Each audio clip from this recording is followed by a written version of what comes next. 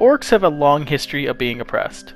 Considering Hammerfell and High Rock have consistently sacked Orsinium, it is shocking that Imperials favor Orcs. But why? Orcs have been the target for many nations throughout its entire history. It's made them into a hardy warrior race of elite standards. They're highly adept at smithing as well and are known for their near unstoppable berserker rage. Generally, orcs are feared and are more often than not seen as a threat. The first sacking of Orsinium was in 980 of the First Era, leading to further prejudice across Tamriel as they began to scatter. Throughout the rest of Tamrielic history, Orsinium would be sacked a further 2 times. Orcs have spread into strongholds across Valenwood, High Rock, and Skyrim. They were initially in Hammerfell as well before being pushed out by the Regatta. Due to these consistent attacks, these strongholds are self-sufficient and are very well defensible. Orcs worship Malakath predominantly, who is the Daedric Prince of Outcasts, and this combined with the fact that they are often or not seen as the enemy have made the belief that orcs are outsiders. They consider themselves as such. They favor strength and value tradition, and they uphold a very strict sense of law. Theft, violence, and murder are not tolerated, and unlike most other nations, punishment doesn't come from imprisonment, but it comes from more of a material or personal price, and either will cost money, wealth in terms of material wealth, or that of blood. However, this life of tradition and homelessness, considering their Orsinium's been sacked multiple times, has led to many serving the Legion because they don't really have a home in Tamriel.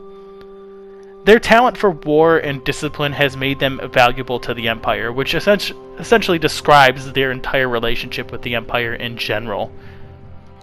When it comes to this series, we've compared a lot of races on why they hate or work together or love each other.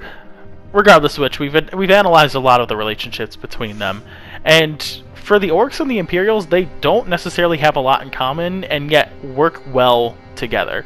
And it's pretty different, which I actually like, because it's something I don't have to repeat myself with the Imperials, because when it comes to these videos, something that does get a little tedious is having to repeat certain aspects of races that I've already covered, in a sense. So with this, it's actually a little bit of a refresher here, because the only thing that Orcs and Imperials really are similar in is their lawfulness. They both value a very strict code of law, and both really appreciate order in the world. But with this, what essentially brings these two people together? And to be honest, it has to do with just years upon years of service. Orcs don't have their own province. They live in the city of Orsinium and are scattered throughout various strongholds throughout all of Tamriel.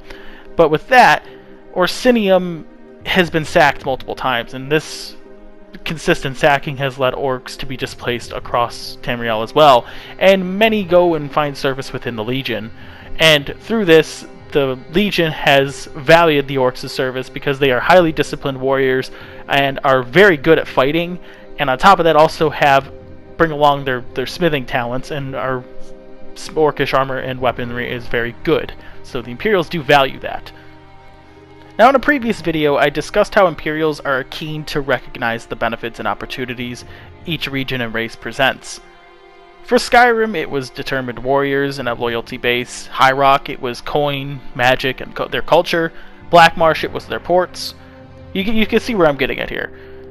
But like I said, the Orcs don't necessarily have a province. Orsinium was never really conquered by the Empire, but their contribution to the Empire has led to their favor. Back when Tiber Septim was still alive, the Orcs petitioned Tiber Septim to allow Orsinium to become a province within the Empire. While Septim never got around to this, his successors did, and now granted it would take a while to happen. It was Yrgil Septim VII who began reviewing the petition to allow Orsinium to become a province within the Empire, but that was obviously put on hold because then Oblivion happened, and then Orsinium was sacked one more time when the Empire was starting to basically fall apart throughout the Fourth Era, and nothing really came of it. But this didn't necessarily change the relationship that Orcs and Imperials have with one another. While at its peak, or the Empire protected Orsinium, and while the Orcs provided military service, this was the exchange the two had. Now, when we see the Empire fall apart in the Fourth Era, we see Orsinium be sacked again, and when this happens, the Empire did send 2 legions to help evacuate the survivors, and as far as we know, they're still there. We don't know if they participated in the Great War, or if they eventually were relocated. Last we know of them is that when they went to Orsinium. So with that, though, it's interesting to see that this relationship still stands, and that the Medes do value the Orcs in general. And as for a future, I do see something come of this, because the Medes are in desperate need of allies. If we look around Tamriel, the only provinces that the Empire holds still is half of Skyrim and High Rock, and then obviously Cyrodiil. And tensions between them and the Dominion are obviously high. In terms of allies, though, Morrowind definitely isn't in any shape to help. Blackmarsh seems relatively uninterested in both sides, and that necessarily just leaves Hammerfell. And I know some of you might sit there and say Hammerfell would never side with the Empire. The Empire abandoned them during the Great War.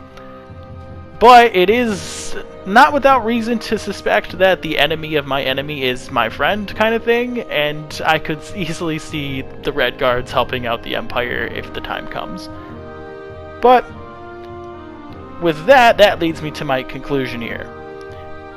I could easily see the Empire at least incorporating Orsinium into the Empire in terms of an official province, and on top of that, I could see them doing this for multiple reasons. While being an official province hasn't necessarily stopped them from attacking one another, as we've seen throughout the Third Empire's history, it does give Orsinium, or the Orcs, a value of legitimacy there. They do have the support, or the open support of the Empire, and while we do have those 2 legions also stationed in there, that also gives another reason not to attack the Orcs, because they have the Empire's full support, the full backing, and now military support as well. And to be honest, I think the Orcs could provide a very valuable ally in a potential second Great War that is coming. And that is all we have today. We are officially done with this video. I've been working. This audio was impossible to record, but it is done. And after like 90 takes, we finally concluded. I don't know why it was so hard to record the audio today. Just had a lot of trouble speaking today with words that are very difficult. But hope you all enjoyed, and if you have any suggestions for future videos, I was going to say content. I don't know why I got so flustered there. Oh well. If you have any suggestions for future videos, though, let me know in the comments below or in the Discord chat. The link is in the description below. And as always, I hope to see you all in the next video, and I hope to see you all in the Discord chat itself. Peace. If you enjoyed, please like this video because it really lets me know you're enjoying this content. And if you're new to the channel, please consider subscribing. The links are right here for you to click on, and the Discord chat link is right here as well. And overall, I hope you all enjoyed, and I hope to see you in the next video. Peace.